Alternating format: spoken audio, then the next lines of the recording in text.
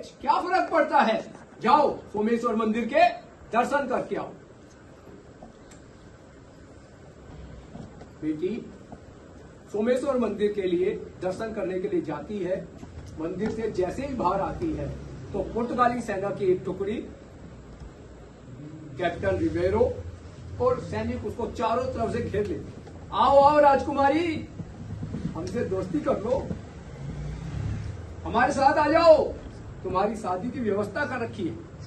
उसको पकड़ने का,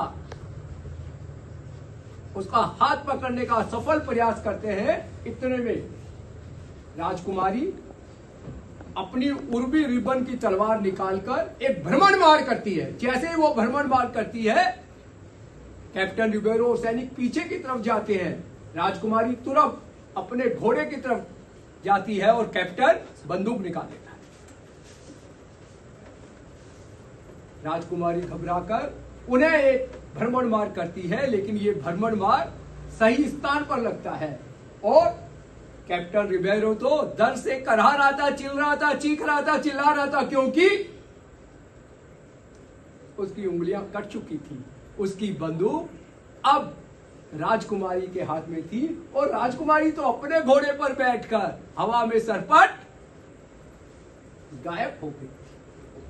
जब हम स्वतंत्रता संग्राम की बात करते हैं तो हमारे ध्यान में आता है 1857, हमारे ध्यान में आती है झांसी की रानी लक्ष्मीबाई, मंगल पांडे, सुभाष चंद्र बोस, लाल बाल पाल, चंद्रशेखर आजाद, चाफेकर बंधु, भगत सिंह और डॉक्टर हेडगेवार।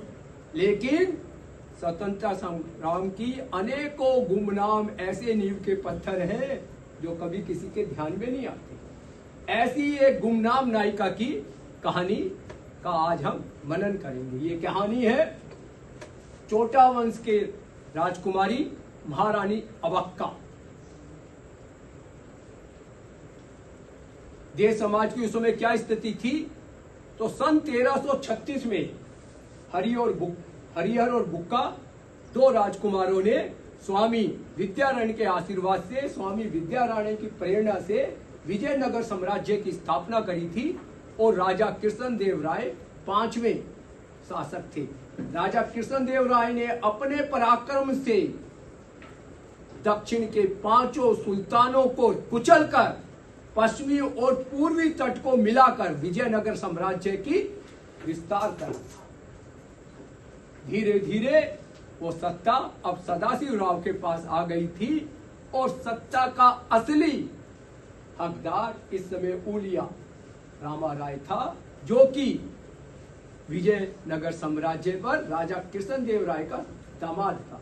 कन्नड़ भाषा में दामाद को उलिया कहा जाता है, आलिया कहा जाता है। और इधर भारत के पश्चिम तट से एक बहुत बड़ा विदेशी तूफान चला आ रहा था। ये विदेशी तूफान था पुर्तगालियों का। जी हाँ, पुर्तगाली कठोर, कट्टर, और वो अपने रास्ते में पड़ने वालों मंदिरों को तोड़ते हुए, चर्चों का निर्माण करते हुए आगे बढ़ रहे थे। उनके मन में एक ही इच्छा थी, एक ही अभिलाषा थी कि भारत के पूर्वी तट पर कब्जा करना है। इसके लिए वो प्रयासरत थे। लेकिन वो क्यों चल रहे थे? क्योंकि 1484 में पुर्तगाल के राजा जॉन को पता चला कि एक दुनिया में ऐसा भी देश है जिसको सोने की चिड़िया कहा जाता है। तो उसने सोचा क्यों ना इस सोने की चिड़िया पर अपना कब्जा कर लिया जाए। इसलिए वो उधर की तरफ बढ़ रहे थे। 4 जुलाई 1497 वास्को डी गामा एक बड़ी समुद्री जहाज पर चल दिया था सोने की चिड़िया को खोजने। 4 जुलाई 1497 का चला हुआ 20 मई 1498 केरल कालीकट के समुद्री तट पर उसने भारत में प्रवेश करा था। पूरे अफ्रीका महाद्वीप को पार करता हुआ लगभग 10 मास में वो भारत में आया था।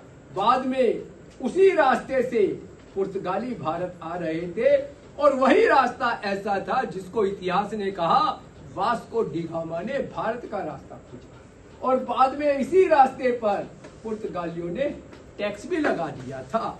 धीरे धीरे वो समुद्र के किनारे थोड़ा थोड़ा व्यापार कर रहे थे, लेकिन जो वो व्यापार के लिए सामान आयात लाए थे वो भारत के अनुकूल नहीं था, लेकिन फिर भी वो व्यापार कर रहे थे।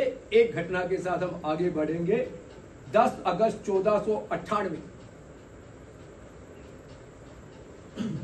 कौची के राजा मान विक्रम के पास वास्को डी गामा का संदेशवाहक पहुंचा। राजा जी से कुछ बात करनी है। 4 दिन के बाद तो उसका नंबर आया था मिलने का। बताइए क्या बात है। हमारे राजा वास्को डी गामा यहाँ व्यापार करने के लिए आए हैं, हमारा कुछ व्यापार का सामान बच गया है, हम चाहते हैं बदले में हमें कुछ गरम मसाले, कुछ दालचीनी मिल जाए, और हमारे राजा वापस जाना चाहते हैं। तुम्हारा जो सामान है वो हमारे देश के अनुकूल नहीं है, और जो तुम गरम मसाले चाहते हो तो उसके बदले में तुमको सोने के सिक्के देने पड़ेंगे। ये जो तुम्हारे तांबे के सिक्के हैं ये हमारे देश में चलते नहीं। और अपने राजा को कहना अगर देश से बाहर जाना है तो सीमा शुल्क चुकाना पड़ेगा। इतिहास साक्षी है, 15 दिन तक अनुनय विनय करने के बाद 29 अगस्त 1498 को वास्को डी गामा उस राज्य से बाहर आ पाया था। अब ये कसक उसके मन में आ गई थी। अब वो समुद्र में भारतीय व्यापारियों को लूट रहा था, भारतीय जहाजों को जला रहा था, भारतीय मछुआरों को कैद कर रहा था। जब उसकी ये हिंसक रणनीति भी काम नहीं आई तो उसने सोचा क्यों ना पास में जो राजा है उससे थोड़ी सी संधि कर ले, थोड़ी उससे दोस्ती कर ले। लेकिन भारत के भोले राजा वो तो दोस्ती में ही आ जाते हैं। ना केवल दोस्ती करी बल्कि गोदाम और किले बनाने के लिए भी पुर्तगालियों को जगह दे दी थी। 1504 में पुर्तगालियों का पहला किला भारत में बन गया था, और वही पुर्तगालियों ने 1510 में गोवा पे कब्जा कर लिया था, और गोवा को वो रोम ऑफ द ईस्ट कहते थे। धीरे धीरे वो आगे बढ़ रहे थे। अब उनकी निगाह थी उलाल पर। उलाल चोटा राजवंश, जहां की राजकुमारी महारानी अबक्का चोटा, उनके पिता राजा वीर नरसिम्हा बंगराज कामराज द्वितीय। उनका व्यापार था गरम मसालों का। दक्षिण में केरल और कर्नाटक की सीमा से 14 किलोमीटर दूर ये चोटा राजवंश राज्य था, तुल्लू क्षेत्र में। राजकुमारी अबक्का के मामा राजा तिरुमला राय ने उसको एक सैनिक योद्धा के रूप में धीरे धीरे विकसित करा था। फिर चाहे तलवार चलानी हो, भाला फेंकना हो, नौसैनिक गतिविधियां हो, तीर कमान चलानी हो या अग्निबाण चलाना हो, इस सब में उसको प्रवीण करा था। एक कुशल गुरु के माध्यम से उसको संगीत, साहित्य, कला की शिक्षा दी थी। राजकुमारी अबक्का तुल्लू भाषा, कन्नड़ भाषा, संस्कृत भाषा और प्राकृत भाषा की जानकार थी। धीरे धीरे वो सारी चीजों की ज्ञानी होते होते आगे बढ़ रही थी। मामा तिरुमला राय ने सोचा पड़ोस में जो बंगराज है उसके राजकुमार लक्ष्मणरापा से अगर अबक्का की शादी करवा दी जाए तो दोनों राज्य एक हो जाएंगे। 14 किलोमीटर दूर मंगलोर के राजा लक्ष्मण से रानी अबक्का की शादी हो गई और 19 वर्ष की आयु में ही रानी अबक्का 2 राज्यों की रानी बन गई थी। और इधर पुर्तगालियों के पत्र राजा लक्ष्मणपा के पास आ रहे थे, टैक्स दीजिए, अगर तुमने टैक्स नहीं दिया तो तुम्हारे राज्य को हम जलाकर राख कर देंगे।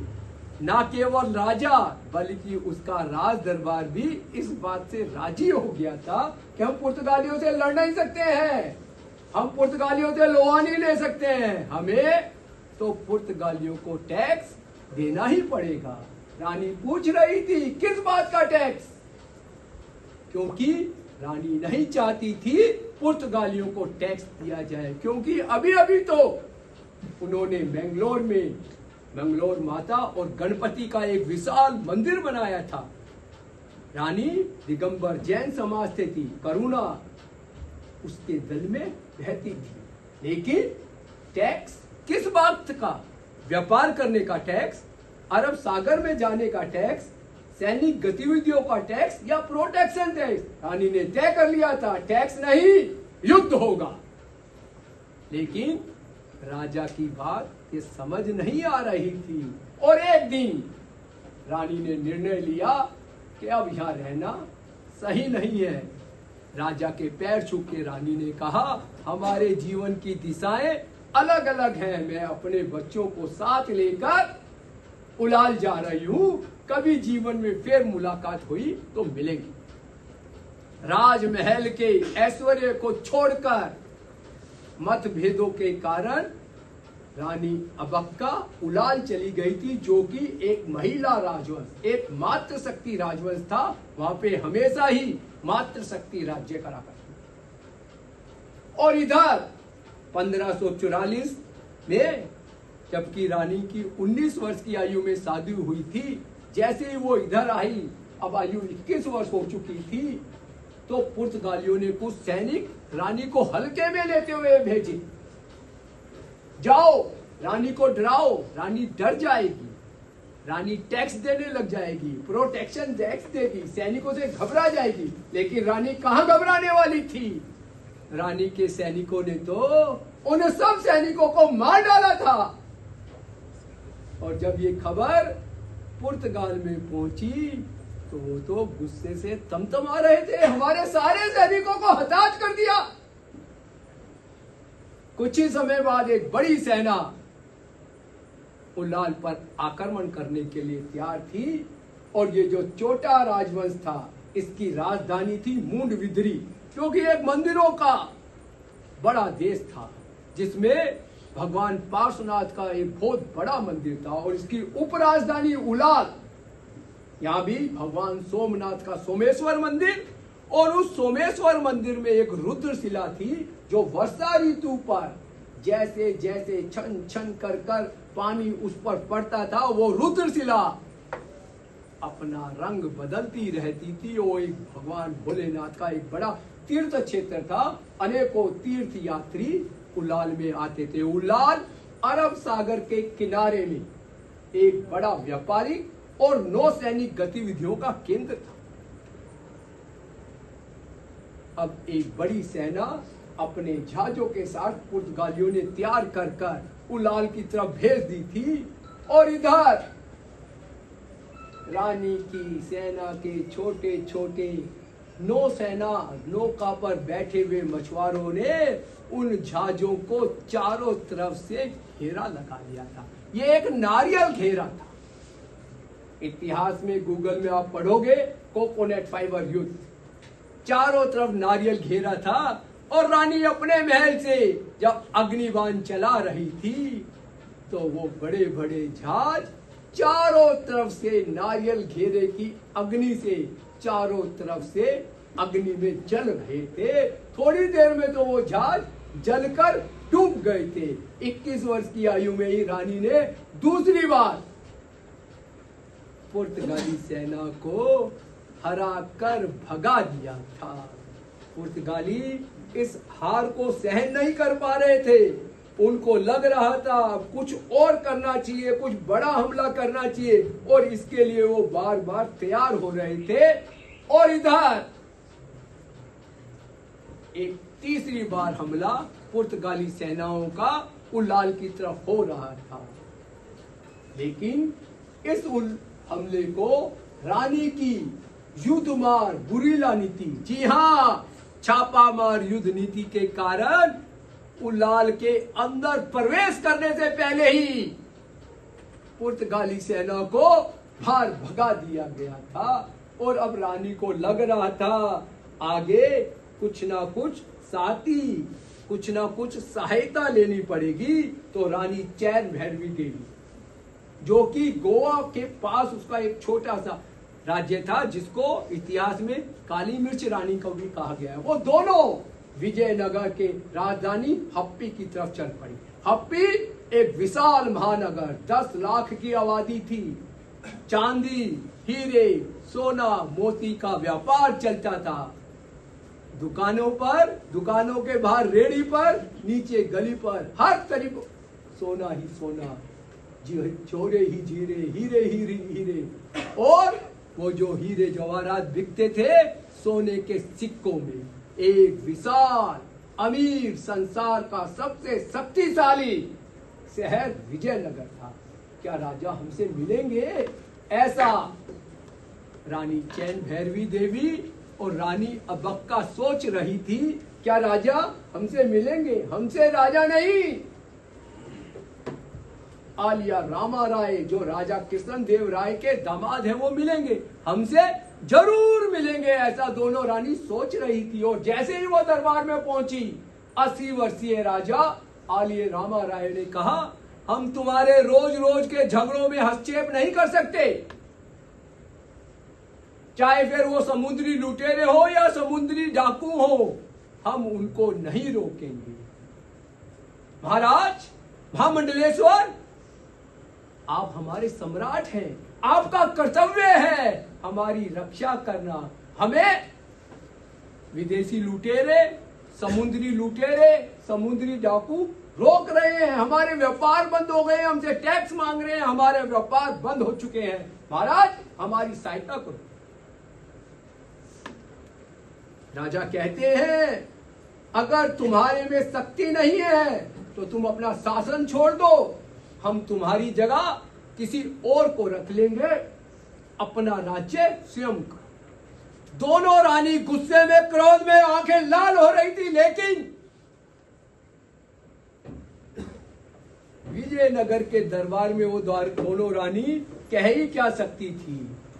19-7 करते हुए उल्टे पैर राज दरबार से बाहर आ गई और रानी चैन भैरवी देवी कहती है, अबक्का, अब हमें ही कुछ करना पड़ेगा। हाँ, मैंने सोच लिया है, मैं अपना उलाल किसी को नहीं दूंगी, मैं अपने उलाल को सुरक्षित रखूंगी, उसकी सुरक्षा स्वयं करूंगी। रानी रुकी नहीं, रानी पहुंच गई कालीकट के जमोरियन राजा समुद्रीपाद के पास। राजा समुद्रीपाद ने कहा, बहन चिंता मत करो, समय आने पर तुम्हारा भाई सहायता करेगा। रानी रुकी नहीं, रानी पहुंची बीजापुर के सुल्तान के पास। बीजापुर के सुल्तान ने भी कहा, चिंता मत करो, हम तुम्हारी सहायता करेंगे। रानी अपने दरबार में बैठ के सोच रही थी कि रानी चैन भैरवी देवी, राजा समुद्रीपाद, बीजापुर का सुल्तान तो हमारी सहायता करेगा ही, लेकिन अगर बीजापुर, अगर मंजेसर, अगर भटकला, अगर कुंबले, अगर तमराव, ये सब राज्य भी अगर हमारी सहायता करेंगे तो स्वराज की एक पक्की नींव खड़ी हो जाएगी, फिर हम पुर्तगालियों से लड़ सकेंगे।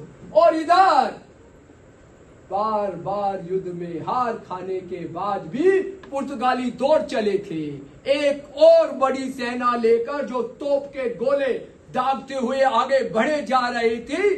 चारों तरफ से ऐसा लग रहा था, अब तो रानी अबक्का फंस गई है, अब तो ये युद्ध के मैदान में हारी जाएगी, क्योंकि उन्होंने सोच रखा था रानी अबक्का को गिरफ्तार कर उलाल पे कब्जा कर ही जाएंगे। जब चारों तरफ से उलाल घिर चुका था तो इतने में अचानक सहायता।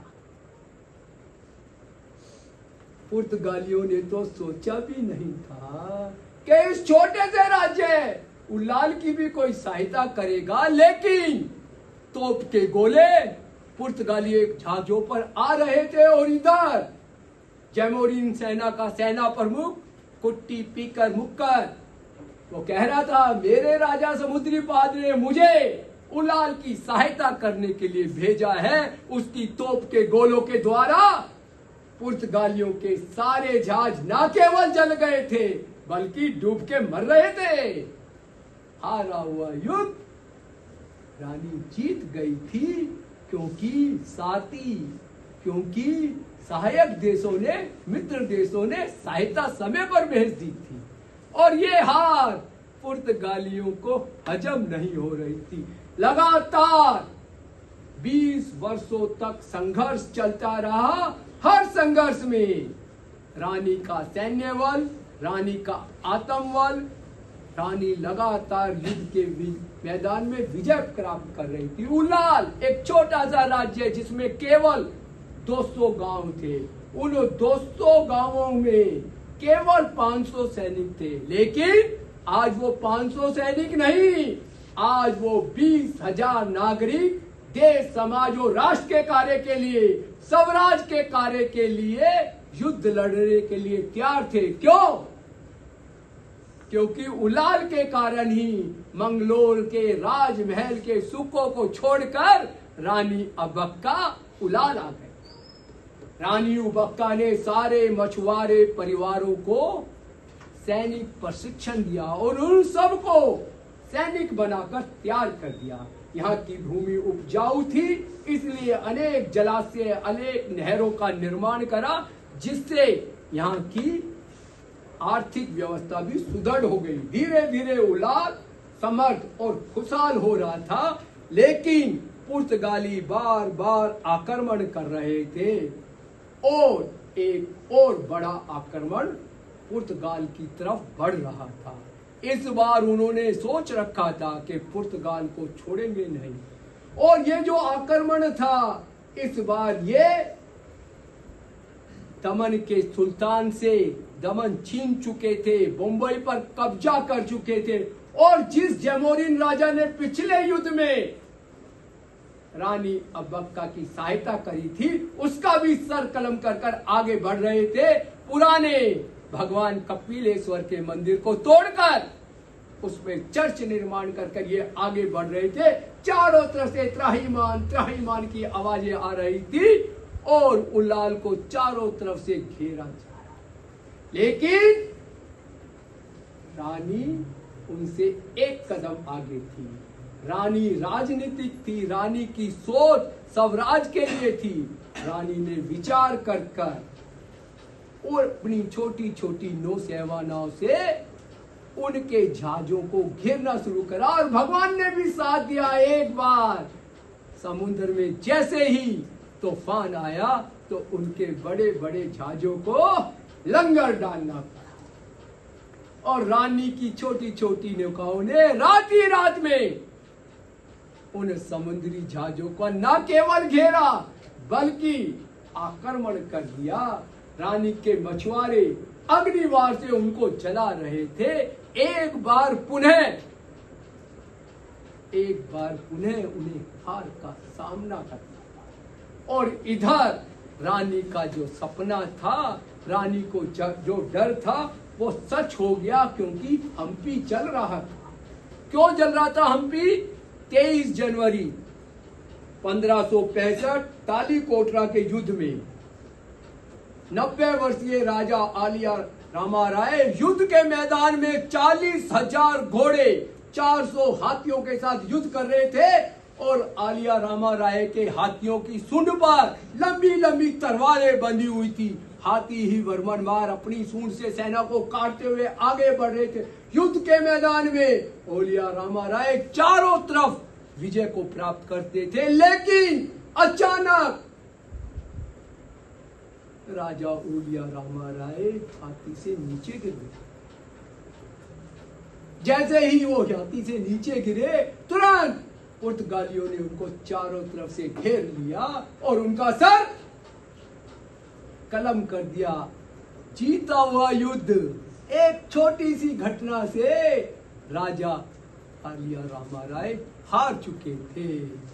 और जैसे ही दक्षिण के 5 सुल्तानों को पता चला, उन्होंने विजयनगर को न केवल चारों तरफ से घेरा था, विजयनगर को तो चकनाचूर कर दिया था। और इधर संसार का सबसे शक्तिशाली, संसार का सबसे अमीर, संसार का सबसे सुदृढ़ राज्य विजयनगर पतन की तरफ था।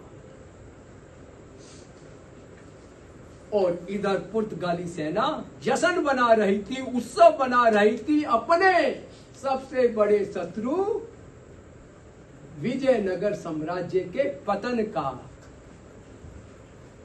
कैप्टन राजा वीर नरसिंह राव, राजा लक्ष्मणपाल, एडमिरल सब सोच रहे थे अब उल्लाल की खैर नहीं, अब सबसे पहले हम उल्लाल के बंदरगाह को बंद कर देंगे, उसके बाद उल्लाल पर कब्जा कर लेंगे। घमंडी रानी अबक्का के हम पर काट देंगे, अब उसको हम उड़ने नहीं देंगे। एक विशाल सेना लेकर कैप्टन एडमिरल चल दिए थे और जैसे जैसे वो सेना आगे बढ़ रही थी, तुरंत तोप के गोलों से चारों तरफ से इस तरीके से उलाल को घेर रखा था, अब रसद खत्म हो जाएगी। लेकिन रानी कुशल रणनीतिकार थी। जब चारों तरफ से उलाल घिर चुका था, किले की रसद भी धीरे धीरे खत्म हो रही थी, तो गुरिल्ला युद्ध नीति, रात के अंधेरे में सैनिकों के समूह कब आते थे? जब आते थे तो कभी हथियारों को, कभी रसद को, कभी गोला बारूद को लूटकर कहां गायब हो जाते थे, पता ही नहीं चलता था। पुर्तगालियों को लग रहा था एक अदृश्य युद्ध हो रहा है, आने का समय नहीं, जाने का पता नहीं, रास्ते का पता नहीं। और इसमें सबसे ज्यादा सहायता करी रानी की जंगल में रहने वाले मछुआरों ने। उन्होंने गुप्त संदेश, रसद और रास्ते का बता बताकर सैनिक जो पुर्तगाली थे उनको लग रहा था कोई राक्षस, कोई भूत प्रेत लड़ रहे हैं, जब मर्जी आ जाते हैं, जब मर्जी गायब हो जाते हैं। धीरे धीरे धीरे पुर्तगाली सेना भी गायब हो। ये हार पुर्तगालियों को हजम नहीं हो रही थी और अब उन्होंने आर पार की लड़ाई करने का विचार कर लिया था। 1568 अब उन्होंने सोच लिया था ना केवल अरब सागर में बल्कि मैदान में भी महारानी अबक्का को हराना ही होगा। तोप के गोले छोड़ते हुए, आग उगलते हुए वो अपने नौ सैनिकों के साथ, यूरोपियन प्रशिक्षित सैनिकों के साथ आगे बढ़ रहे थे। लगातार आतंक, लगातार काला धुआं आगे बढ़े जा रहा था, कोई उनको रोकने वाला नहीं था। लगातार आगे बढ़ते बढ़ते वो उलाल के किले तक पहुंच गए, लेकिन उलाल का किला तो खाली था। उलाल के किले में कोई था ही नहीं। एडमिरल तो खुशी से नाच रहा था, बिना लड़ाई के उलाल पे कब्जा हो गया। शराब की बोतलें खोली गई, दावतें होने लगी, रंगीन सपने ले रहे थे, जश्न मन रहे थे। लेकिन रानी सतर्क थी, रानी सजग थी। रानी के गुप्तचरों ने पूरी सूचना रानी को दे रखी थी और जैसे ही एडमिरल जो वो पिक्चटो स्वराज के झंडा, भगवा ध्वज, जिसके एक तरफ भगवान सोमेश्वर का त्रिशूल था और दूसरी तरफ भगवान का डमरू था, उसको उतार कर अपना झंडा लहरा रहा था। इतने में मस्जिद में से 200 वीर सैनिकों के साथ शेर सवार रानी अबक्का शेर की तरह उन पे टूट पड़ी। ऐसा लग रहा था हाँ, रानी अबक्का चंडी के रूप में स्वयं युद्ध कर रही है, कहीं तलवार से, कहीं भाले से, कहीं तीर कमान से, कहीं घोड़े से, कहीं हाथी से, कहीं अग्निबाण से। चारों तरफ रानी दिखाई दे रही थी। उसके सैनिकों का हौसला लगातार आगे बढ़ रहा था और एडमिरल तो युद्ध के मैदान में चारों तरफ से घिरकर मारा गया था। इतनी बड़ी विशाल सेना होने के बाद भी ऐसी भगदड़ मच गई थी, सैनिकों को पता नहीं चल रहा था कि हमें बंदी बनना है, हमें भाग जाना है, हमें करना क्या है, क्योंकि एडमिरल तो मारा जा चुका था। युद्ध में विजय प्राप्त करने के बाद भी रानी रुकी नहीं।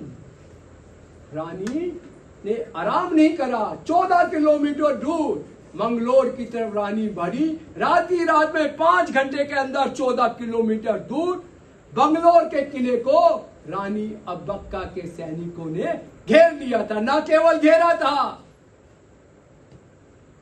पुर्तगाली सेना नायक एडमिरल मस्कट्टा इनहास को मार गिराया था। अब मंगलोर में भी रानी का राज्य हो गया था। रानी रुकी नहीं, रानी थकी नहीं। 100 किलोमीटर दूर कंदापुर, जी हां, कंदापुर पुर्तगाल बस्ती पर रानी आक्रमण करने के लिए तैयार हो गई थी। एक रात में ही रानी 100 किलोमीटर दूर कंदापुर में पहुंच गई थी। लगातार 5-7 घंटे तक भीषण युद्ध हुआ। रानी पर तो रणचंडी चढ़ी हुई थी। आज रानी किसी से हारने वाली नहीं थी। आज की नारी सब पर भारी। आज युद्ध में लगातार महारानी अब्बक्का विजय प्राप्त कर रही थी और कंदापुर पुर्तगाली बस्ती पर भी रानी ने कब्जा कर लिया। लेकिन देश का दुर्भाग्य देखो, उलाल का दुर्भाग्य देखो। राजा लछनप्पा जो आज तक पुर्तगालियों को टैक्स दे रहा था, आज उसका छल, आज उसका बल पुर्तगालियों के साथ था और रानी को एक संधि में बुलाकर उसने रानी को गिरफ्तार करवा दिया था। धोखा और षड्यंत्र हो गया था रानी के साथ। रानी अब्बक्का को याद आ रहा था, अम्मा रानी, बड़ी रानी अब्बक्का। अंतिम समय में जब मृत्यु सैया में बड़ी रानी अब्बक्का थी, अम्मा मैं इन पुर्तगालियों को अपने पुर्तगाल में घुसने नहीं दूंगी। ये कल के आए लोग हमसे टैक्स मांग रहे हैं, हमारे शर्तें लायक कर रहे हैं, हमें डरा रहे हैं, हमें हमारे समुद्र में घूमने नहीं दे रहे। मैं इन पुर्तगालियों को अपना उल्लाल नहीं दूंगी। मामा त्रिपुरा राय ने आज के दिन ही मेरे के लिए ही मुझे तैयार करा है, मैं अपना उल्लाल नहीं दूंगी। बड़ी रानी अब्बक्का, माँ अम्मा अब्बक्का की आंखों में आंसू आ रहे थे। माँ, अम्मा, ये रोने का समय नहीं है, ये समय है देश समाज और राष्ट्र के कार्य के लिए बलिदान होने का। मैं अपना बलिदान दूंगी लेकिन अपना उल्लाल नहीं दूंगी। बड़ी रानी अब्बक्का को ध्यान आ रहा था, मेरी लड़की राजकुमारी अब्बक्का आज देश समाज और राष्ट्र के कार्य के लिए समर्पित होने के लिए तैयार है। और रानी ने खुशी खुशी अपनी अंतिम सांसें ले ली। कर्नाटक सरकार ने हर वर्ष महारानी अब्बक्का उत्सव बनाना शुरू करा और पिछले 20 वर्षों से महारानी अब्बक्का प्रशस्ति पत्र देश समाज और राष्ट्र के लिए साहसिक कार्य करने वाली बहनों को, माताओं को ये प्रशस्ति पत्र दिया जाता है। 20 बार ये प्रशस्ति पत्र दिया जाता है। 2003 में भारत सरकार ने रानी अब्बक्का पर एक डाक टिकट जारी करा। 2012 एक नैविक युद्ध पोत का नाम महारानी अब्बक्का पे रखा और 2016 एक समुद्री जहाज का नाम भी रानी अब्बक्का पे रखा। इस वर्ष महारानी अब्बक्का की 500वीं जयंती है। कर्नाटक सरकार ने पीएचडी थीसिस का एक विषय रखा है, महारानी अब्बक्का। बंदी बनाए जाने के बाद भी रानी अब्बक्का घबराई नहीं। रानी अब्बक्का ने सारे बंदियों को इकट्ठा करा, सारे बंदियों को एकत्र करा और एडमिरल को सूचना दी, तुम मेरे उल्लाल पे कब्जा तो कर लोगे लेकिन मेरे मातृभूमि पर टिक नहीं पाओगे। मेरा उल्लाल तुम्हारे लिए नहीं है। रानी बंदी गृह से फरार हो गई।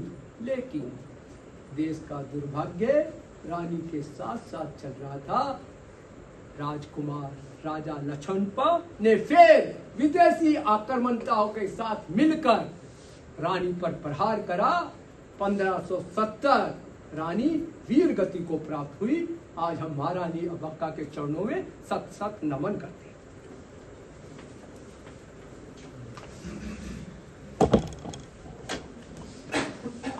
कल्याण सर्वे भवन्तु सुखिनः। सर्वे भवन्तु सुखिनः। सर्वे सन्तु निरामयाः। सर्वे भद्राणि पश्यन्तु मा कश्चित् दुःखभाग् भवेत्। ॐ शान्ति शान्ति शान्ति।